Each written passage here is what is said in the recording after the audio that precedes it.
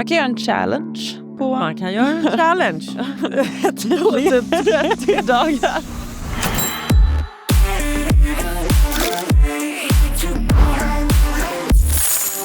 Välkommen tillbaka till Fråga Magda med mig, Filippa Flod, tillsammans med Magdalena Kowalczyk, där vi svarar på dina frågor om privatekonomi. Ja, kul att vara tillbaka igen. Kul att höra dig igen.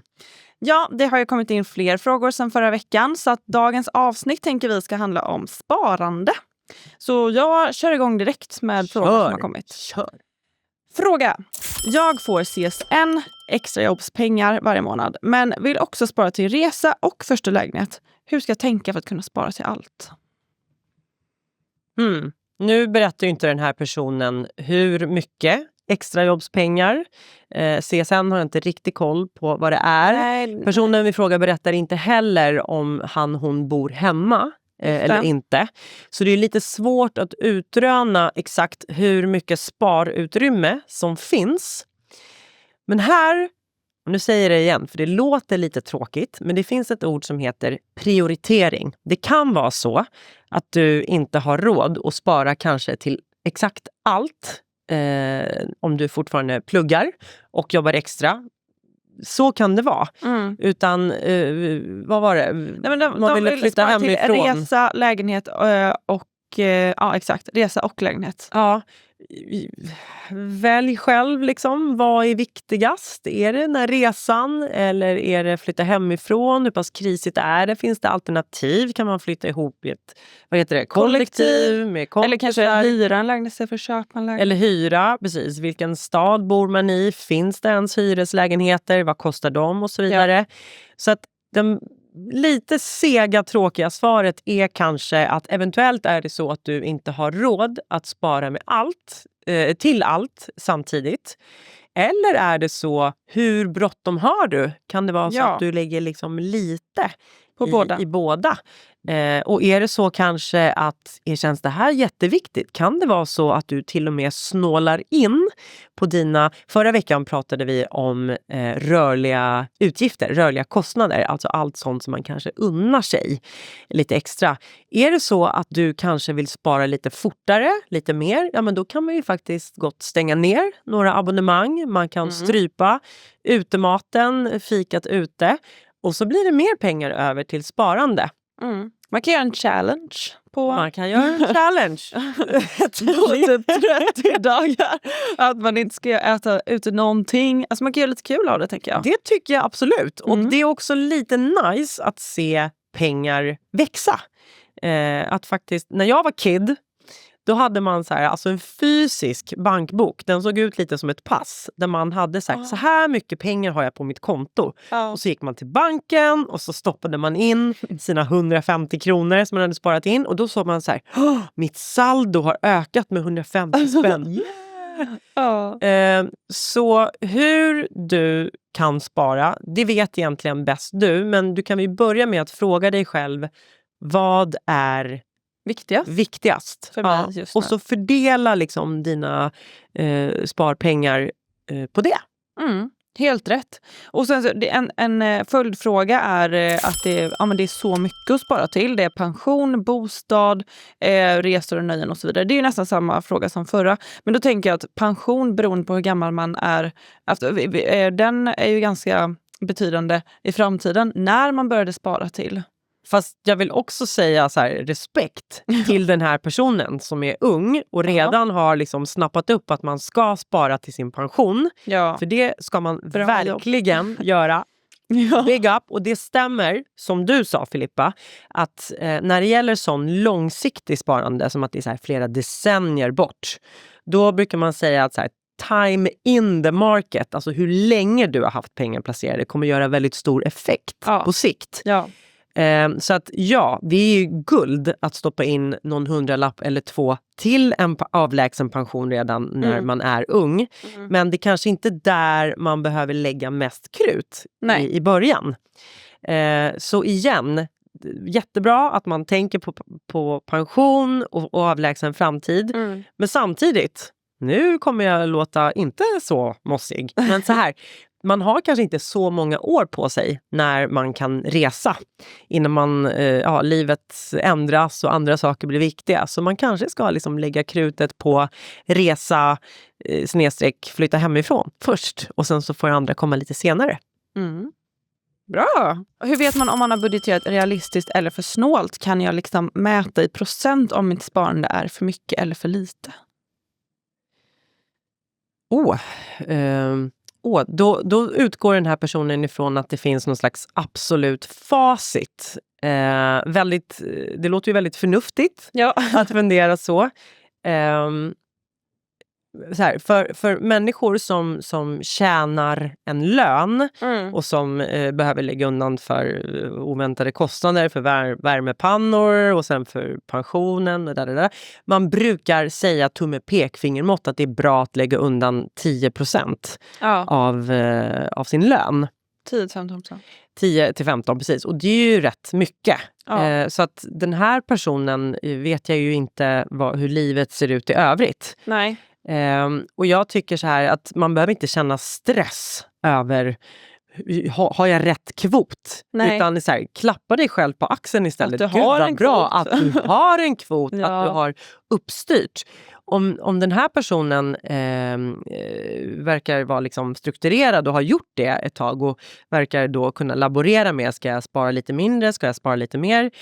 I det här fallet skulle jag rekommendera faktiskt kanske stoppa in lite i någon slags räntebärande placering. Alltså kanske köp en aktie eller 2 eller köp en fond eller några olika. Eftersom pengarna kan växa lite mer på sikt. Vi kan ta det i lugn och ro i ett annat avsnitt för att marknaden är liksom varierar och värden på placeringar kan öka och minska liksom på kort sikt. Men om det är pengar som den här personen tänker att men det här sparar jag för många decennier framåt, då kan det finnas en poäng med att liksom lägga undan dem. Sen vill jag säga, för vet du vad jag kom på? Nej. En form av sparande, det är ju ordet buffert. Ett annat så här ganska mossigt och dammigt ord. En buffert är en shit hits the fan-peng. För när livet händer, när saker och ting går snett, när någonting går sönder och man måste fixa det nu. Då, för att slippa gå med mössan i hand till andra människor, pinsamt att fråga vänner eller föräldrar. Eller ta ett lån. Eller verkligen ta ett lån när du är desperat. Så ska du säga, det är lugnt, jag har de här pengarna själv. Så en buffert ska man alltid ha undanlagd. Hur mycket, det vet också bara du. För det beror på vad är rimligt att kan hända i ditt liv? Är det en värmepanna för liksom 6-siffrigt? Eller är det du som fortfarande bor hemma att det värsta som kan hända är din dator eller en tandläkarräkning? Liksom. Du får ju välja själv. Ja. Men här är viktigt. En buffert ska vara pengar som du alltid kommer åt snabbt. Det vill säga en buffert ska inte vara placerad. Bra. Viktigt. Ja. Alternativt att det finns, nu är det lite sämre räntelägen för ett par år sedan, men det finns ju konton som är så här, du får en ränta om du lånar ut dina pengar till oss. En viss ränta som är lite bättre kanske än ingenting. Och så får du fria uttag. Det vill säga att du får ta ut, det är väl också en bra buffertplacering. Men liksom inte investera din buffert i någonting som kan gå upp och ner på kort sikt. Nej. Bra tips. Och hur kan man prioritera mellan sparande och lån? Till exempel så sparar jag till en resa, men jag har ett studielån att betala av.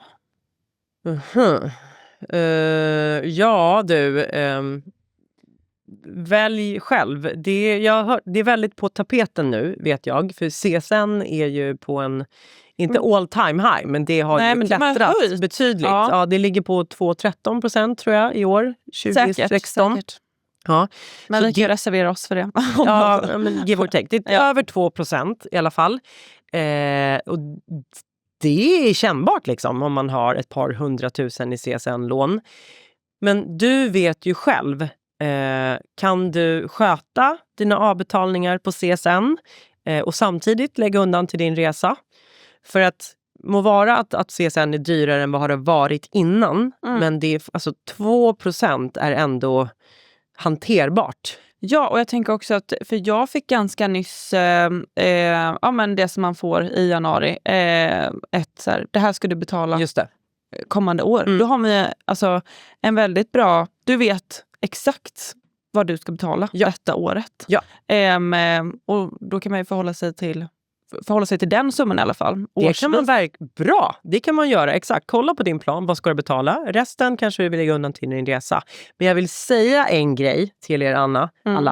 Det är nice att dunka in sin sista CSN-amortering. Ja. Den dagen, köp dig något riktigt smarrigt och klappa dig själv på axeln. Det är mysigt. Också. Men poängen är att det är bra att tänka att man ska amortera, men av alla olika lån man kan ha så är CSN de förmånligaste villkoren. Ja, och som du har sagt till mig tidigare, man investerar ju i sin framtid, i sig själv, att man förhoppningsvis kommer få avkastning på det genom att man tjänar pengar. 100%. CSN, alltså det vill säga studiemedel för att plugga, är ju ett lån som man tar som du måste betala tillbaka, men de pengarna använder ju du för att bli smartare och du kommer kunna få en bättre lön än om du inte hade pluggat med största sannolikhet.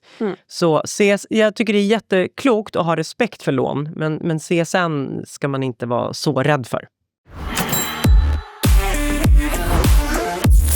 Det var alla frågor för detta avsnittet. Cool! Ja, så vi uppmanar igen till att om ni vill skicka in frågor så kan ni skriva i våra kommentarer eller skicka DM till vårt EFN-konto eller till Magdalena. Ja. Och vill man vara anonym så skriver man till fragamagda@efn.se. Ja. Vi är så moderna, eller nej förlåt, Filippa är så modern så hon hittar på alla sociala medier. Poängen är att inga frågor ska lämnas obesvarade. Och vi kommer inte alltid kanske kunna hålla så här strukturerade teman på våra avsnitt, utan nu är ju vi här och har samlat upp liksom mycket frågor som vi redan hade sedan innan. Men planen framöver är helt enkelt att allt det som ni undrar eller grubblar på eller är lite osäkra på kring ekonomi, släng ut den frågan till oss så tar vi upp det. Och så kommer det bli kanske lite spretigt framöver. Men skitsamma, för vi löser det tillsammans. Vi ska svara på allting. Japp. Och skriv din fråga så kanske vi svarar på just din nästa vecka. Vi ses då. Ja. Tja, hej då!